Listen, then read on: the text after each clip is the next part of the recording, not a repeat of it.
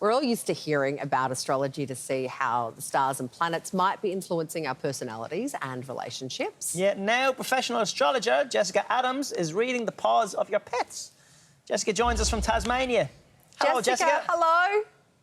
Good morning, how are you? We're great. Fascinated by this. What exactly is pet astrology and how does it work?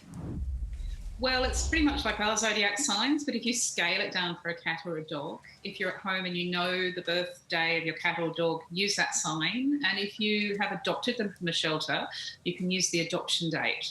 But you can also read their paws. So I'll talk a bit about that. Oh, fantastic. Yeah, and we've had pet owners on the edges of their seats waiting to talk to you. We've had viewers send in their pet's paws for you to examine. Let's start with Sarah Jane Shepherd's pet, Slinky. What can you tell us? So Slinky is very fond of the gay and lesbian Mardi Gras on television. I don't know if you've discovered that yet, okay? So Slinky is a kind of a playful, fun dog, doesn't really do gender, loves to be both pink and blue. You'd be surprised to hear that this is true of a dog, but dogs are very much like people. And Slinky is also a born fisherman and loves fish. Wow, all that from a paw. That's incredible. Next, we have Di Milburn's pet, Scarlet. What can you tell us about this little one? So Scarlet is in a relationship, okay, either with another animal or a dog.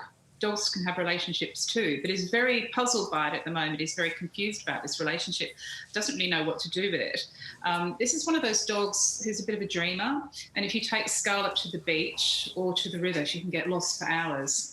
She's quite sort of down to earth, but she's also 10 feet off the ground. Look out for her. Now, how about we take a look at viewer Vicky Sherman's pet, Garfield? Garfield. Garfield is the star of the show. Now, I don't know anything about Garfield's family, but Garfield is very drawn to blonde ladies, okay? So there's a bit of a kinship there. Garfield also loves a team, would love to be the mascot of a team. So if you ever switch on sport on the television and Garfield's right up against the screen, that's what's going on. That explains a few things. Yeah.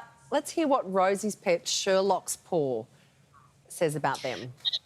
Sherlock does actually look a bit like the real Sherlock, which is interesting because this is a dog who likes to lay down the law, very wise, has the knowledge, likes the rules, and also, although is shown here in jokey kind of Christmas reindeer antlers, takes Christmas very seriously. Christmas is an important day on the calendar for this dog.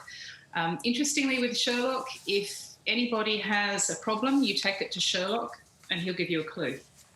I like that. Gay Matthews has sent in this paw photo of our pet, Boof. A Boof, is it? Boof.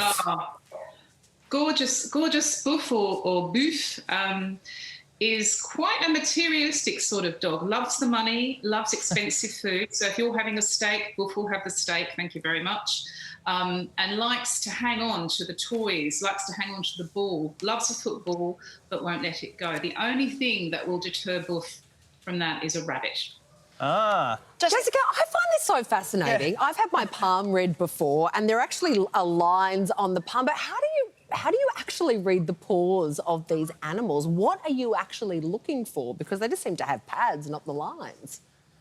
Yeah, when you're looking at your dog or cat's paw now, if that's the paw on the screen, you're looking for the most unusual of the four toes, or they call them toe beans, okay? So if one's a bit hairy than the other, or there's more nails there, or it's blotchy and splotchy, and using my hand as the paw, that's the fire sign toe, so very Aries, Leo, Sagittarius dominated cat or dog, quite fiery.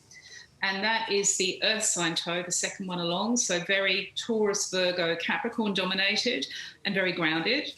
This is the air sign toe, the third one along, and that's Gemini, Libra or Aquarius dominated. This is a very communicative animal, also psychic. And the fourth toe along is the water toe. So if that's the dominant toe, there's something unusual about it. That's Cancer, Pisces and Scorpio. And this is a very emotional animal who will feel all the feelings with you. That sounds about right. Who comes to you, Jessica, to do these readings? Do you have many clients? I don't actually take private readings anymore. The last person who asked me for a reading was actually at a party in London and was a member of the royal family, believe it or not. This person certainly does have dogs and cats, but I didn't do the reading. Oh, it wasn't the Queen's corgis that you read, was it? I'd love to read a corgi. How long have you been doing this, Jessica? I mean, how do you find out that you have... Did you read people's palms and go, I'm going to see if this works on dogs? Yeah, I was asked by my friend Rachel Wells to do cat horoscopes for her Alfie book series. And then I began to look at palmistry, or palmistry as it's called. And with these dogs in my life, you know, like Boo and Kipper and Jock and Bob, who are all around me, I began to look at their toes and their feet and realise that there was a pattern here. And you can try this at home. I'm going to buy a pet on my way home. A pet is forever, not just for a segment, Tristan. Jessica, it's been fascinating speaking with you. Thank you so much for doing those readings on our viewers' pets. They certainly were excited about that, so thank you. Thank you. Thank you.